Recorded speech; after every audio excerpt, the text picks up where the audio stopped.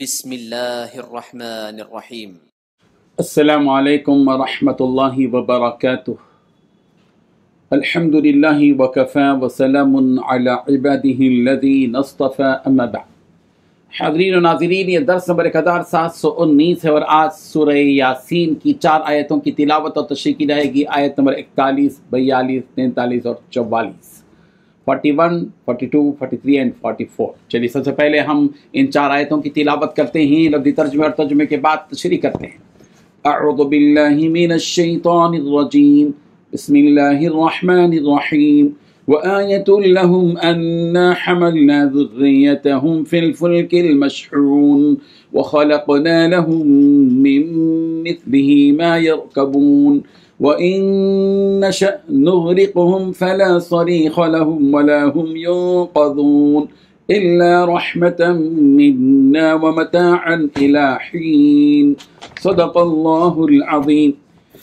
لفظی ترجمہ یوں ہے، وآیہ، اور ایک نشانی، لہم، ان کے لیے، انا، کہ بے شک، حملنا، ہم نے اٹھایا، ذریتہم، ان کی اولاد کو، فی الفلک المشحون، بھری ہوئی کشتی میں، وخلقنا، اور ہم نے پیدا کیا، لہم، ان کے لیے، من مثلہ، اس جیسی، ما، جن پر، یرکبون، وہ سوار ہوتے ہیں، وَإِن، اور اگر، نشا، ہم چاہیں، نغرقہم، ہم غرق کر دیں ان کو، فلا، پھر نہیں، صریخا، کوئی فریاد رس، لہم، ان کے لیے، ولا ہم، اور نہ وہ، ینقذون، چھڑائے جائیں گے، الا، مگر، رحمتاً، رحمت سے، منا، ہماری طرف سے، ومتاعاً، اور فائدہ ہے، الی حین، ایک مدت تک۔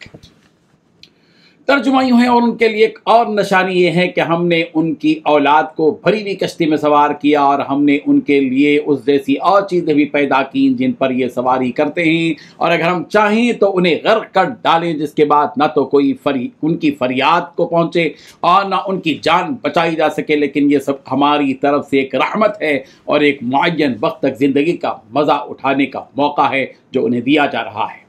ان 4 آیتوں میں 6 باتیں بتائی گئی ہیں۔ پہلی بات، ان کے لیے ایک اور نشانی ہے کہ ہم نے ان کی اولاد کو بھری ہوئی کشتی میں سوار کیا۔ دوسری بات، ہم نے ان کے لیے اس جیسی اور چیزیں پیدا کی جن پر یہ سواری کرتے ہیں۔ تیسری بات، اگر ہم چاہیں تو انہیں غرق کر ڈالیں۔ چوتھی بات، جس کے بعد نہ تو کوئی ان کی فریاد کو پہنچے اور نہ ہی ان کی جان بچائی جا سکے۔ پانچویں بات، یہ سب ہماری طرف سے ایک رحمت ہے۔ چھٹی بات، ایک معین وقت تک زندگی کا مزہ اٹھانے کا موقع ہے۔ بزرگان محترم، پچھلی آیتوں میں اللہ تبارک و تعالیٰ نے اپنی وہ نشانی بیان فرمائی جو زمین سے متعلق تھی، اب وہ نشانی بیان فرما رہے ہیں جو سمندر سے متعلق ہے۔ چنانچہ فرمایا کہ ان کے لیے ایک نشانی وہ کشتی ہے جس پر ان کی اولاد کو ہم نے سوار کیا، اور جیسی اور بھی چیزیں پیدا کی جن پر یہ لوگ سوار ہوتے ہیں، یعنی اس جیسی کشتیاں بھی مراد ہو سکتی ہیں اور دیگر جانور بھی مراد ہو سکتے ہیں جن پر سواری کی جاتی ہے۔ اب ایک کشتی کون سی ہے جس پر اللہ تبارک و تعالیٰ نے ان کی اولاد کو سوار کیا، اور وہ کون لوگ تھے؟ اس بارے میں حضرت ابو مالک رضی اللہ عنہ سے مروی ہے کہ یہ حضرت نوح علیہ السلام کی کشتی ہے جس پر اللہ تبارک و تعالیٰ نے ہر قسم کے 2 جوڑوں کو سوار کیا، اور جیسی دیگر چیزیں بھی جن پر انہیں اللہ تبارک و تعالیٰ نے سوار کیا، وہ انہی جیسی کشتیاں ہیں جو نہروں اور سمندروں میں چلتی ہیں۔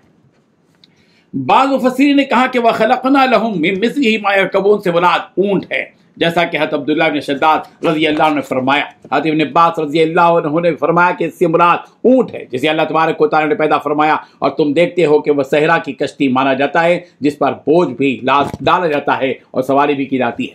سورۃ الاعراف کی آیت نمبر 64 میں سمندروں میں چلنے والی کشتیوں کو بھی قدرت کی نشانی قرار دیا گیا۔ ان فی خلق السماوات والارض واختلاف اللیل والنہار والفلک التی تجری فی البحر مما ينفع الناس وما انزل الله من السماء من ماء فاحيا به الارض بعد موتها وبث فيها من كل دابه وتصريف الرياح والسحاب المسخر بين السماء والارض لآيات لقوم يعقلون۔ بے شک آسمان اور زمین کی تخلیق میں، رات دن کے لگاتار آنے جانے میں، اور ان کشتیوں میں جو لوگوں کے فائدے کا سامان لے کر سمندر میں تیرتی ہیں، اس پانی میں جو اللہ نے آسمان سے اتارا، اس کے ذریعے زمین کو اس کے مردہ ہو جانے کے بعد زندگی بخشی، اور اس میں ہر قسم کے جانور پھیلا دیے، اور ہواؤں کی گردش میں اور ان بادلوں میں جو آسمان و زمین کے درمیان تابعدار بن کر کام میں لگے ہوئے، ان لوگوں کے لیے نشانیاں ہی نشانیاں ہیں جو اپنی عقل سے کام لیتے ہیں۔ سورہ ابراہیم کی آیت نمبر 32 میں بھی یہ مضمون موجود ہے، وَسَخَّرَ لَكُمُ الْفُلْكَ لِتَجْرِيَ فِي الْبَحْرِ بِأَمْرِهِ وَسَخَّرَ لَكُمُ الْأَنْهَارَ، اور کشتیوں کو تمہارے بس میں کر دیا ہے کہ دریاؤں میں اس کے حکم سے چلیں پھریں، اسی نے ندیاں اور نہریں تمہارے اختیار میں کر دی ہیں۔ سورہ بنی اسرائیل کی آیت نمبر 66 66 میں کہا گیا ربکم الذی یسجی لکم الفلک فی البحر لتبتغوا من فضلہ، تمہارا پروردگار وہ ہے جو تمہارے لیے دریا میں کشتیاں چلاتا ہے کہ تم اس کا فضل تلاش کرو۔ سورہ لقمان کی آیت نمبر 31 میں کہا گیا الم تر ان الفلک تجری فی البحر بنعمت اللہ لیریکم من آیاتہ، کیا تم اس پر غور نہیں کرتے کہ دریا میں کشتیاں اللہ کے فضل سے چل رہی ہیں اس لیے کہ وہ تمہیں اپنی نشانیاں دکھائے۔